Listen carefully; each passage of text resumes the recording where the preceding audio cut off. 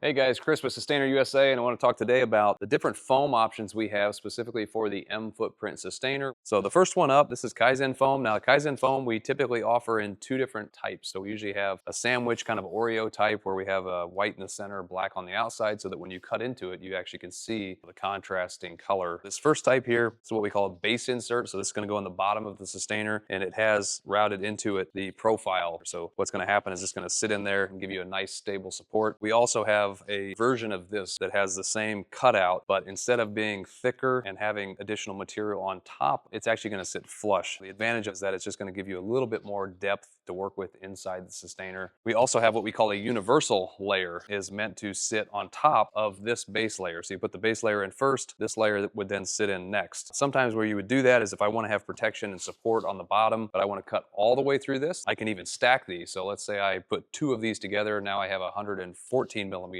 thick. If I have a taller piece that I need to be in foam all the way. We have Kaizen foam that can go in the drawers. One is for what we call the short drawer, and then we have one for the tall drawer. And the key difference being in the front here, there's a little extra relief cuts for the tall drawer versus the short drawer. Moving on, we have a few different softer foam options. First one up, this is meant to go in the lid of an M footprint sustainer. We call this a vaulted lid foam. And so on the back here, if you peel this off, this is actually going to stick inside the lid, and this is going to give you that nice cushion. Very, very useful if you have stuff that you want to put a little bit of soft pressure on it to keep it in place when you're carrying it. We also have a base soft foam, similar material, very, very spongy, very soft. Would be nice in the bottom where you have contents that you want to kind of squish together and just let the friction hold it in place. And then if you really need protection all the way around, this is what we call a full interior padding kit. So in this kit, you're going to get pieces for the base, the sides, and for the lid. So it's going to give you full coverage on all 6 sides, protection for the inside contents of the sustainer. These are called router bit inserts. This is made from XLPE, so it's a very dense material, not really easy to cut into.